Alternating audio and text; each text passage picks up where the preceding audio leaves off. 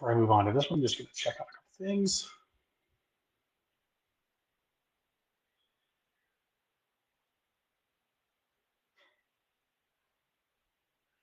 Okay.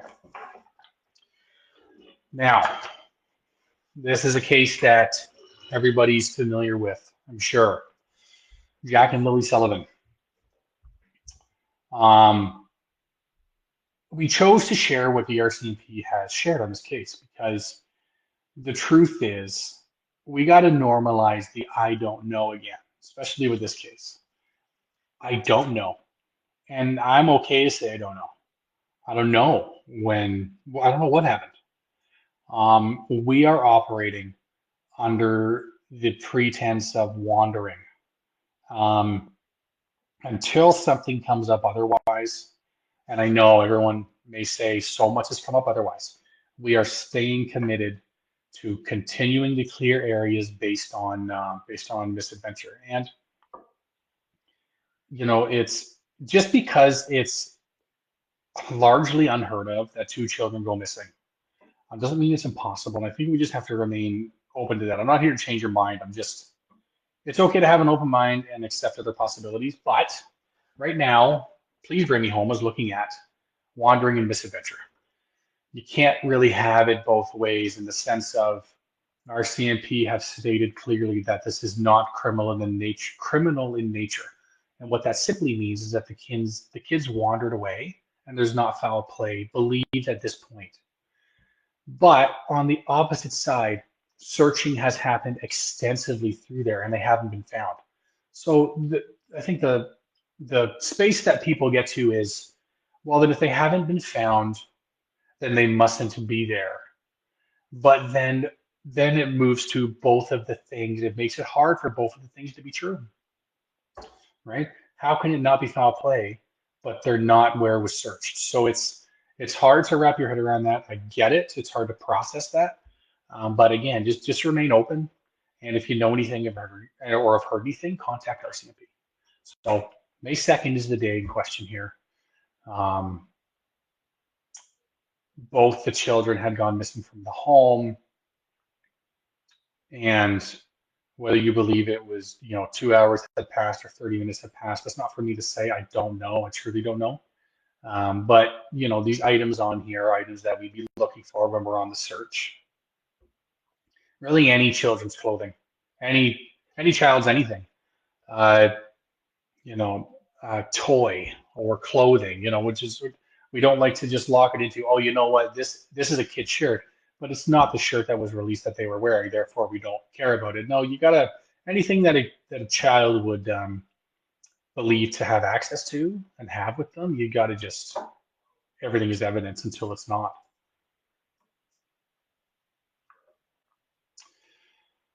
So I know this looks like a mess, okay?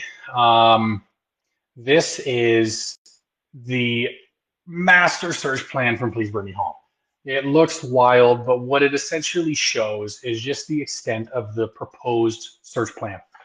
And it just kind of also shows you how vast those waterways are and the different directions they go to that eventually lead into the Middle River of Pictou. The theory there, of course, is that if they haven't been found and you're believing the wandering theory, then the likelihood is it involves water or some type of other element that would assist in hiding the children if they had wandered off. A deep sinkhole. I've heard people talk about mines. Animals taking them to their den, if you will. So that's why we are focused on these themselves. This area itself. And I put on here, the last scene where the blanket was found, where the blueprint was found, and then these two bodies of water that we were curious about searching. So anyway, proposed search plan. I'm going to show you each one before I show you the tracks of each search, just so we're on the same page. So group one. So they were to start at Lansdowne Station Road and go east and traveling, keeping the river to their south, and then not cross the river, continue north, go on this side of Lansdowne Lake, cross the pipeline trail, and then go in the woods on the northwest side of that trail, and then follow down the river this way. The boot print was found just up this trail, not far. So, it stands to reason we feel that in here, closest to the house, would have been overcleared. Not that everything was overcleared, but I mean, just in the event that more extensive searching would have happened immediately behind the house, maybe not right across the trail. But in saying that, I do trust the ground search and rescue services. I think it's important to note that, and I brought Eric Spencer up a lot over the last few days. Eric Spencer was a gentleman who went missing from Ontario. We located him 6 years later, uh, and this was an area that was extensively cleared. And we found him not because of malfeasance by the search and rescue teams. We found him because no evidence came up that he left those woods he walked into. So we changed our tactic and we just followed the water. We stuck to the side of the waterways. It was swampy, made our way up to a north end, and we located his remains. I'm not saying that would happen in this case, but you have to think logically that if you're sticking with wandering, then they're obviously hidden so well that they were missed by highly trained search and rescue. So they did such a good job that I think that the only way they wouldn't have seen them is if they were underwater. And that's just, we're human, okay?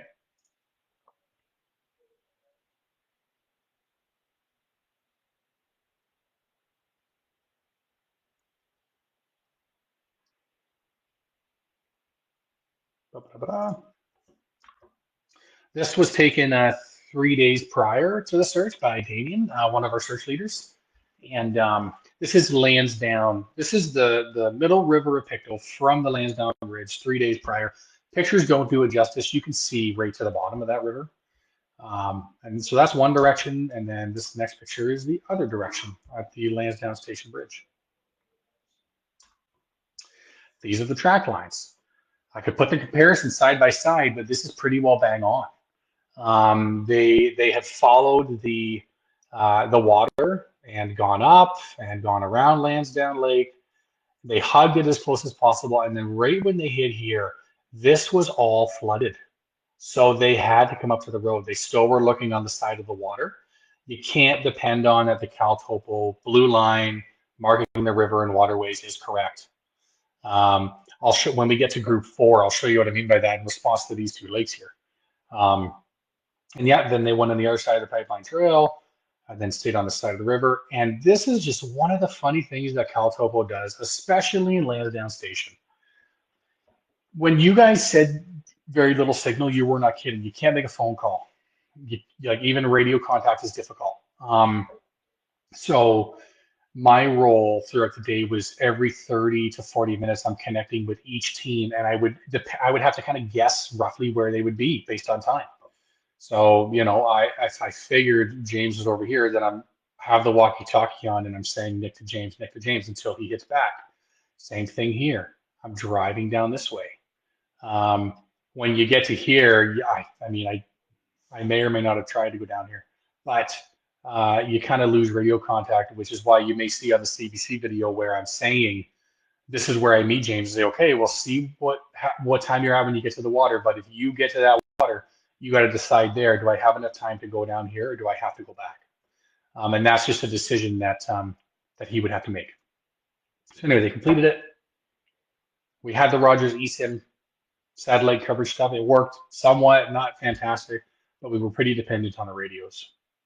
And all this blue line means is it's a dipping from its satellite coverage, and then the next time it connects to satellite, it's here.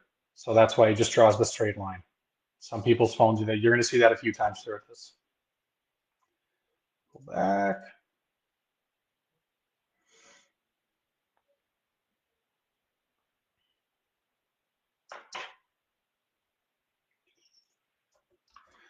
This is just showing, I like to add this on. It's called the map builder overlay to show you the roadways. So, but what I like about it mostly is it shows you the water. This is clear water up here. There's no blue line going there. This blue shape needs to be here. But that's just the way that CalTopo works sometimes. You can tell it ain't perfect. It's just, you know, you're roughly knowing it. So it may seem like people are crossing the water, but it's just because they're beside the water where it is right now that they're seeing in real time. And then even down here, you can see like the river looks like it's right here even, and it's obviously a little bit wider. Good job, Group 1. They found a child's pink bicycle. We did find out that this was there before. It was found prior to during the initial searches. No relevance to Jack and Lily's disappearance. I'm going to share photos that we have verified with RCMP that it doesn't hold any relevance. I'm not sharing photos where they have not deemed relevance yet. And it's simply because they just don't have them yet. We want to make sure we have the correct coordinates, and CalTopo is not a perfect system. So we do know where these items are. It's just a matter of making sure we have these last couple items coordinated correctly. This is an upside down kid's trike in the river. Again, no relevance to the case. It's not identifiable as being Jack or Lily's. This was interesting. So before, maybe a couple days before we came, we were getting a lot of these messages regarding the heat signatures close to the middle river of Pictou across the road. So we were able to find out where those coordinates were, and we, of course, Group 1, they went down and they spent a considerable amount of time there. As what became apparent, as did search and like regular search and rescue personnel, regular you know what I mean, regular people who get called to go do this.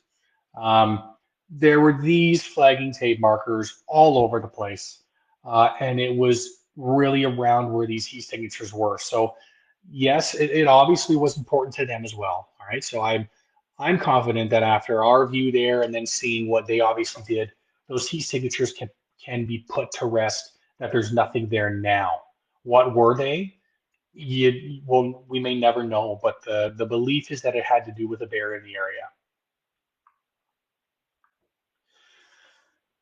This I wanted to share because this Group 1 team is wild. So this culvert connects Lansdowne Lake to the middle river of Pictou. I can't believe what they did, but if you're guessing what they did, you're probably bang on. They crawled through it. You can see a lot of the debris is kind of washed here. So they crawled through, they moved sticks, they made sure that they're not missing anything. And, you know, they did a bang up job clearing that. And I thank them for that because that's a daunting task. Okay, Group 2, just check.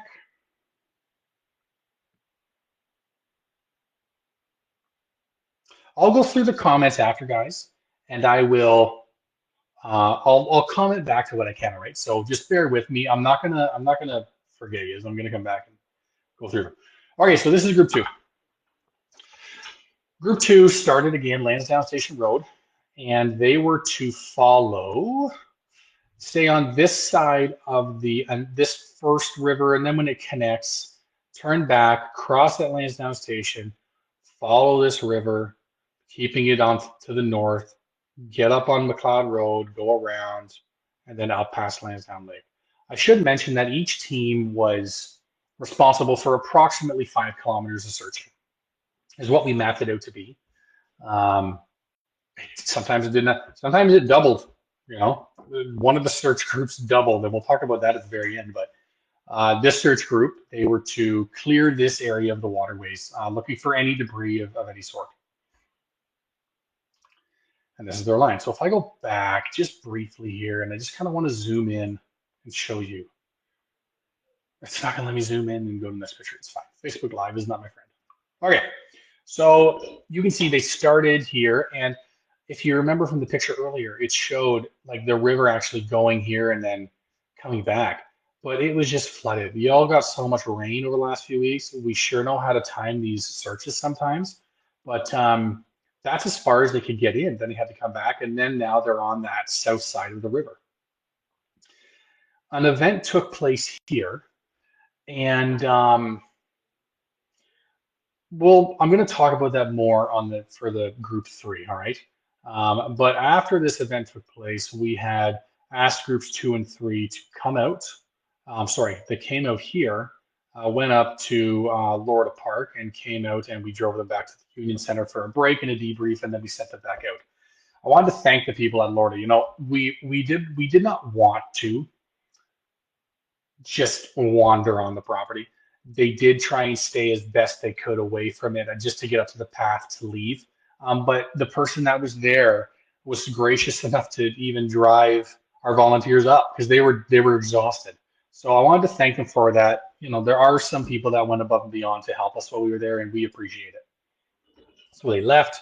When they came back, I had them start in this direction first and just work their way down just to the trail at Lorda Camp and then come back out. And that was the extent of Group Two's searching.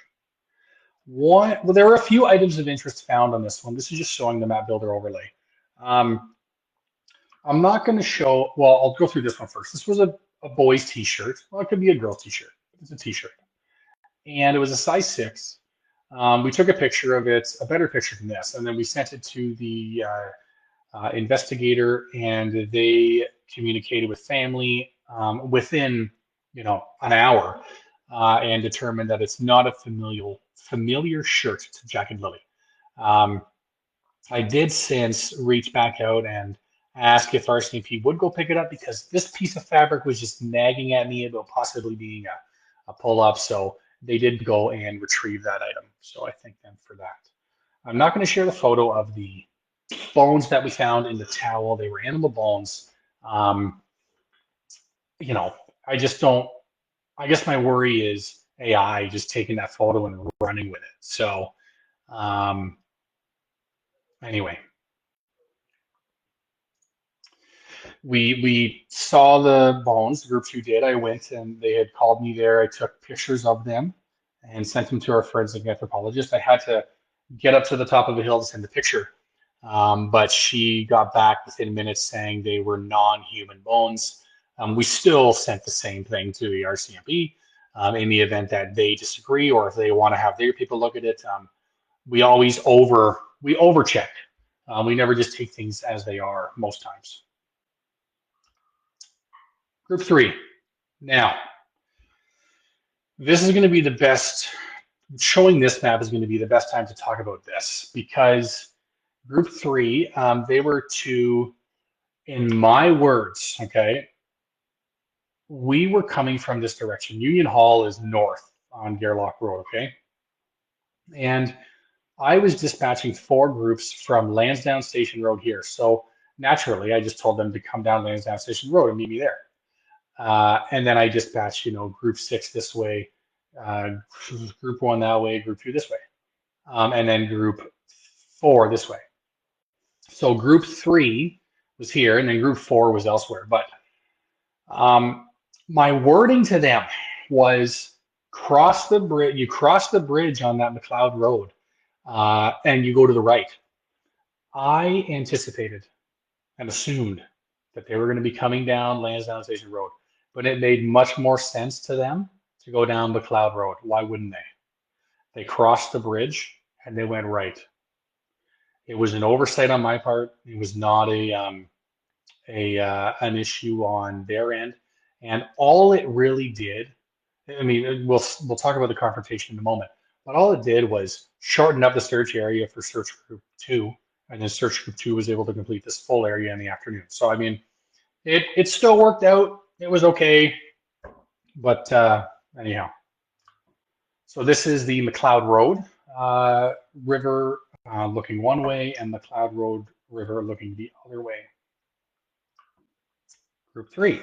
So we're going to talk about laws in a moment about what it means to access the river and property owners' rights around that and stuff like that. So, but I just want to show you that they had come down McLeod Road here.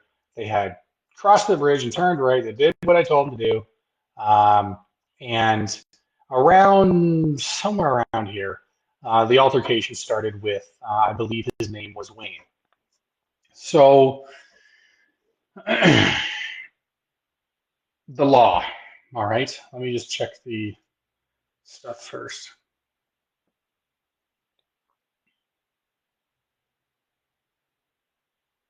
Okay. So the altercation that happened, Wayne came out and he saw people on what he perceived to be his only his land, and he was upset. Property owners are frustrated in this area, not because they're heartless. It's because their properties had probably not felt like theirs for the last 6 months. Many of the property owners we spoke with have had their stuff broken into over the course of the last few months. Some of their property has been destroyed. They're supposed to be reimbursed by RCMP for some of those damages that were done through the search, and some of that hasn't happened yet. And it's not. It's likely not because RCMP doesn't want to or anything. It's just sometimes you got to be the squeaky wheel in that sense. So to the property owners, I guess on behalf of Please Bring Me Home anyway, um, we appreciate the kindness that you showed us while we were there.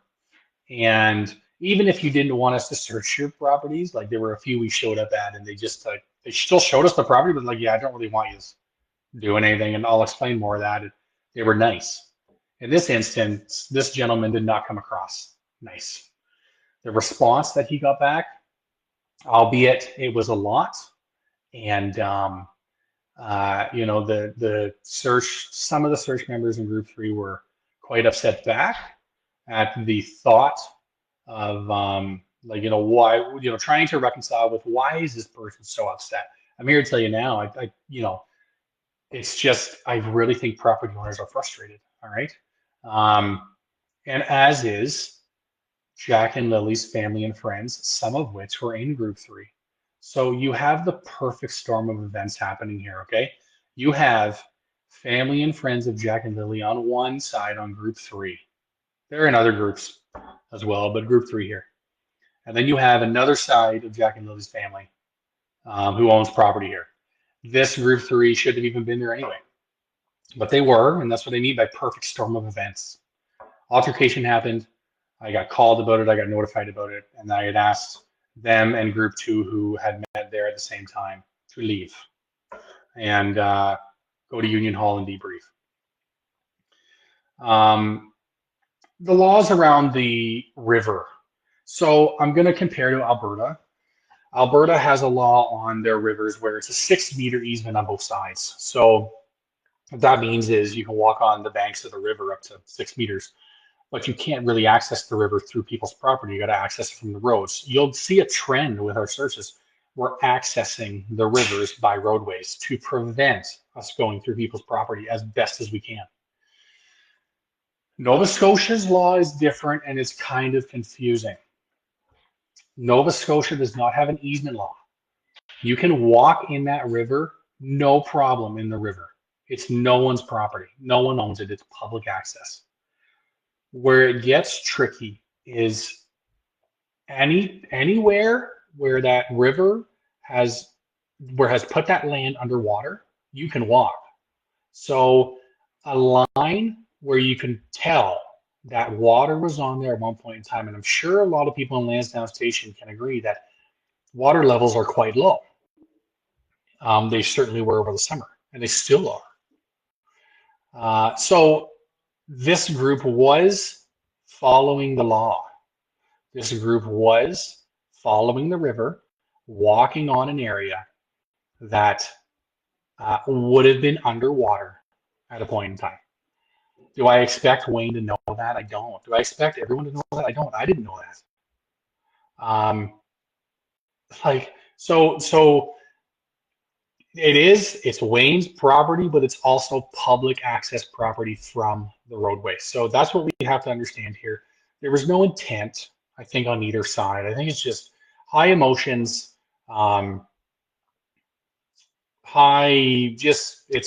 it's a very difficult situation, and how this would not bring out some of the worst in people's attitude and emotions.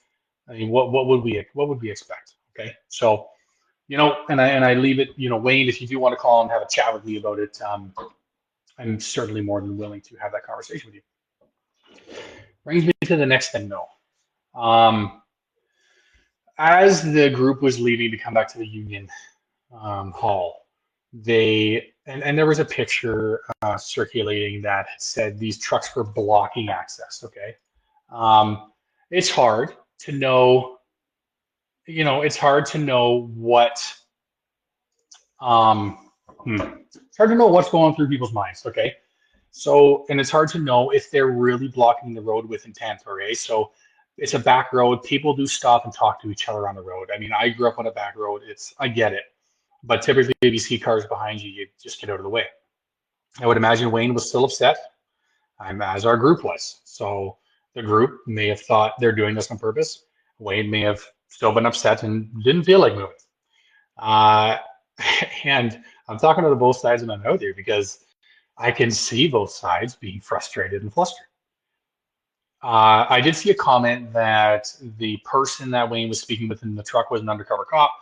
I did speak with the RCMP, and I did find that to be false. Um, that was not a police officer or an undercover police officer there at any time. Now, is it possible that the RCMP are wrong about that? Maybe. Um, but of course, I double checked it. Uh, is it possible Wayne just said that because, to say it, to get people off his back about it? Maybe. But at the end of the day, he stopped. He was talking to somebody in the truck, and whatever the reasoning was for doing that and making it difficult for the searchers to go, maybe he didn't see them. I don't know. I wasn't there. Again, normalizing the I don't know, right? High emotions, lots of energy, lots of feelings. Um, and then after we went back, uh, I had come down with them, and they had gone to the bridge here, and they were to go in the other direction, which they did. This is the direction they were to go to begin with. We were able to explain that. I took the heat for that. That was my bad. I truly did say cross the bridge and go right. They went that way, but then what was happening was there was a vehicle um, causing some distraction, going back and forth and back and forth and back and forth and revving their engine on purpose and hooting and hollering and stuff. And it ended up causing Group 3 to end their search early because they were fearful. It was getting later in the day anyway, so it made sense. So that was a difficult journey, that one, and I commend Group 3 for continuing, and I appreciate what they did. They did find some items. Uh, Probably one of the more interesting ones. Sorry, this is the map builder overlay. I'll get there, but this is showing you what I mean by the waterway. Like the blue line is never exact. It's a rough estimate, and obviously this is where the crossing path was then.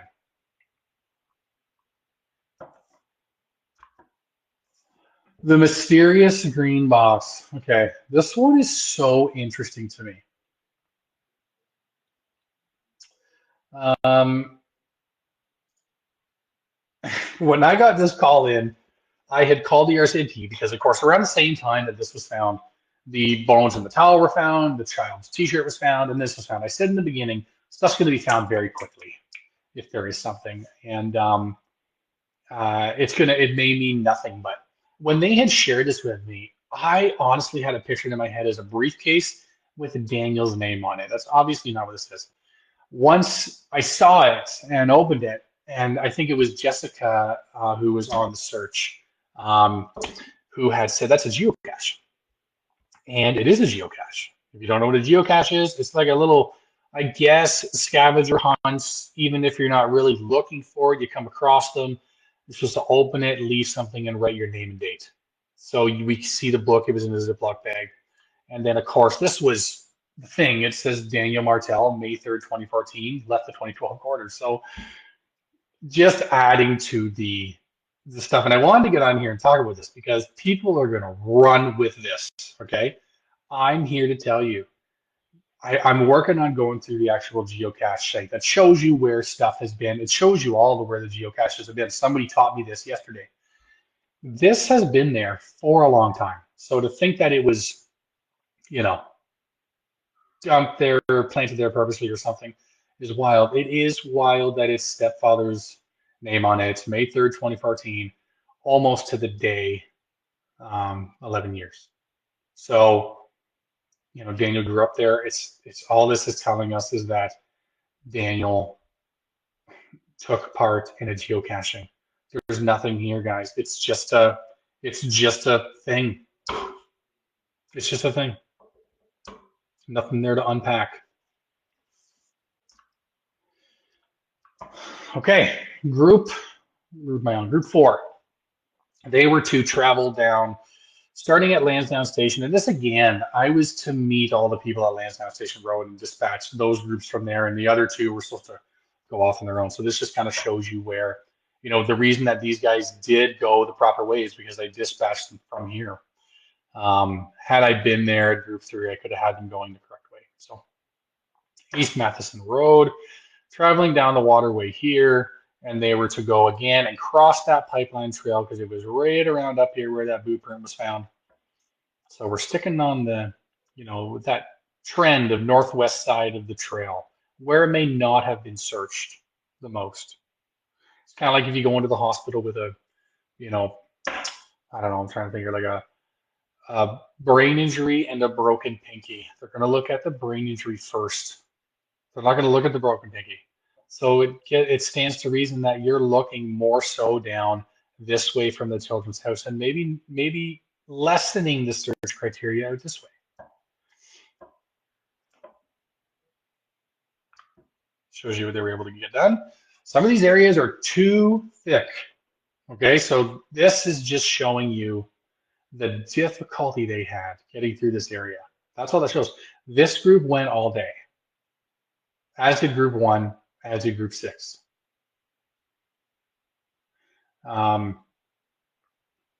Without that break in between, because I ordered them back. They would have gone, but I wanted to reset the other groups. So again, following the water, they came out here. This is a trail here. And then they were picked up right down this way. They just couldn't get too much farther. And it was getting into the day. This was about 4 o'clock when they were here. And I really wanted to start getting people out of the woods. Showing you the map builder overlay. Pretty consistent with the waterway. Group 5 was focused on standing water areas. So Lansdowne Lake, and then you have these two, you have this lost blue blob here that's not even in the correct spot. But anyways, they did go down and they did intend to walk the perimeter of these. The property owner was extremely polite and said, you know what? People are causing issues. They're breaking into stuff. They're causing damage. But they went as far as to show our search director where and how it was searched. You can still see lots of flagging tape, lots of evidence of the search. So we felt confident that it's overkill if we're doing that. It's been done. And that person's also been there multiple times searching on their own. We also decided to kibosh the perimeter of Lansdowne Lake. We had this group going up this perimeter of it, and we were going to have this group going up this perimeter of it. And we believe Lansdowne Lake's been done. We learned that in the few days prior from ground search and rescue that it was that, like, if there's one area that was overdone, it is Lansdowne Lake. It seemed to be the most obvious place to start looking from where the kids went missing. So again, they had skipped that one. This area, however, was interesting, and there is a standing water. I kind of zoom in and show you this, but it's in relation to this the last scene, and then there's the boot print. However this boot print gets there, if it's attached to their case or not, not for us to say. It's evidence. There was a child-sized boot print there. Do they walk down this way? Do they walk up this way and they're trying to get back home? Who knows? In any event, you have a clear trail that goes down here to this watering hole. So it was one of the standing water areas for that group who wanted to get looked at. That red line shows the likely path. And this here shows the standing water. Yes, you can kind of see it's a clear path, and it also cuts up this way. So accessible by kids. Now, what happened was interesting though, because the boot print was found here, roughly here. Don't, sue me if I'm wrong about it, but somewhere over here. My circle's getting bigger. Somewhere over here. They had found a very accessible trail just past that. And so they walked it down and walked it down, and they were searching on both sides. Again, this is only one line. There were five people in this group. And then of course this path cuts out this way. And then of course the children, last scene here. And then they found another pathway going up. So uh, it's there are just so many intricate pathways in here. So this is the area they focused on clearing rather than that waterway. This seemed more obvious to clear. Um, so yeah, I think they made the right call with that. That took up most of their day finishing that. Map builder overlay. Okay, before I get into this last group here, let me just check on some things.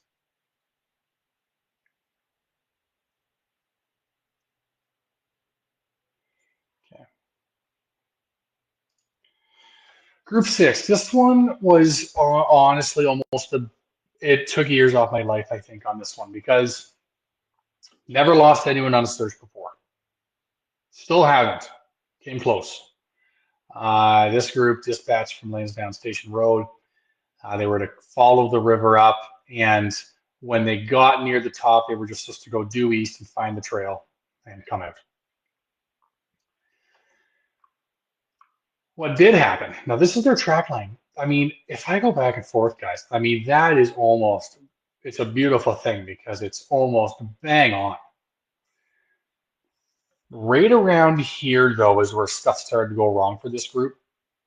Now, it's about 3:15, and when I have to go back and forth to track down these search groups, I would, with this group, I could drive up this road a little bit and catch them on radio, catch them on radio, catch them on radio, lose them, and then I could only then catch them after that by going up this rickety path.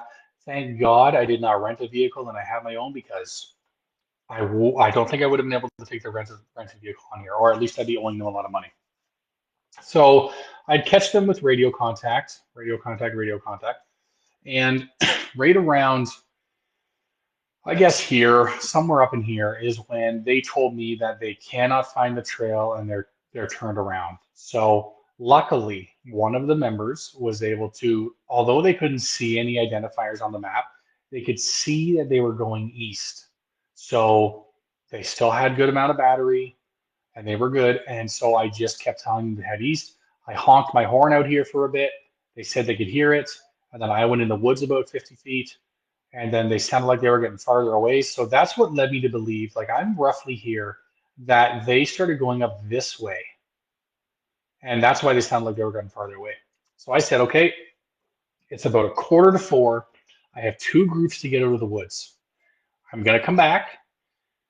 I got to drive out and I will come back. But keep your radio on, keep going east, and we'll see you shortly.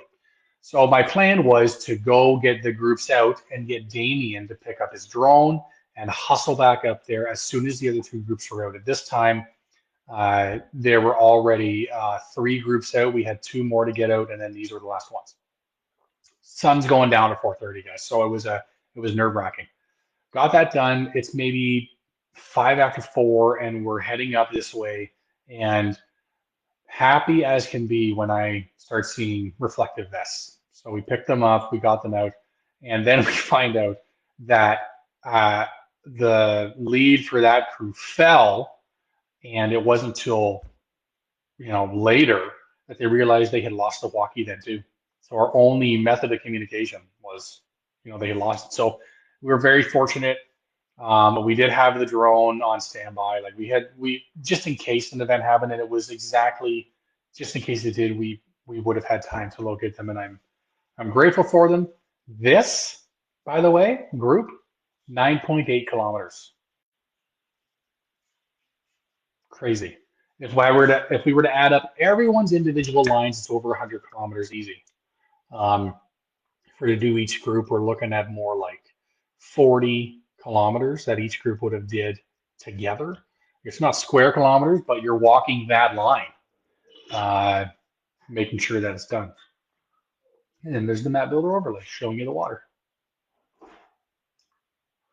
This is the totality of the search. So it shows you all the lines and what it looks like after when we put it all on the map. Yeah, I mean, it's not exactly like we shot it out to be, but in the beginning, but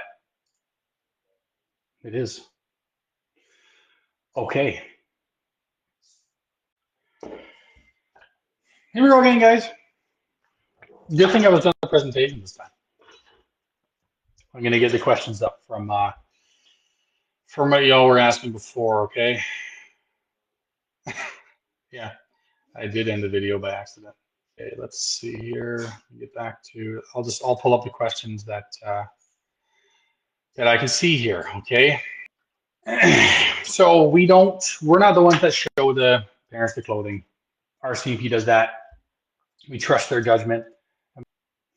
I understand, like what people are saying. If it's misadventure, they would have been found. They would have been found. I think it's, we can't assume it's happened before where it has been searched, but they weren't found, and then they were later found in the area. So it's just such a vast area. I'd be hard pressed to say one or the other. I think you just have to keep every option open. Why would there only be one boot print? I know. I am getting conflicting information on that. If it was one boot print or a cluster, and I think it's just no matter what, it's a child-sized boot print, and whether it's a cluster or not, it's still evidence in the same way. No, the river did get searched on behind Wayne's. Um, it was cleared completely, that whole river behind him. Regarding the pull-up on the t-shirt, I don't know. I don't know if it was a pull-up or if it was just underwear. When I'm looking at the picture, I just want to err on the side of caution, and I don't know what it was. Underwear of sorts, I guess. But anyway, well, the police have it now. How long will we continue, or they continue? I don't know if you're referring to us or RCMP, Stacy, but we are involved now till the children are found, as is the RCMP, as is Ground Search and Rescue. So we'll keep putting in our effort. The likelihood is we won't be involved till springtime again. There was the possibility of human remain detection dogs or cadaver dogs, if you will. Just we'll let you know. We're kind of it's on the back burner at the moment, but we're trying to work on a plan. So just we'll leave that alone for the moment, and we'll do our best to get some more searches happening. I would be very surprised if RCMP does not go out and Ground Search and Rescue does not go out in the springtime. Um, you know, I would be surprised. I just saw the comment, James is a tank. Yeah, he went under that. James is the guy well, Melissa, when she was searching with us earlier this year, she was the person I'd say, go down that hill, go up that hill, go down the hill. James is now that guy. I could ask him to go in anywhere and he will go and clear it for us. A lot of comments. If I missed your comments, if I missed your questions, rather. Well, answering emails for our group, it usually is between, myself, our intake officer, our director of case analysis, and our search director. Well, and then also like our social media guy, Matthew. Depends what you're emailing, though. That was for, excuse me, someone. I don't know if stuff will be sent for forensic testing.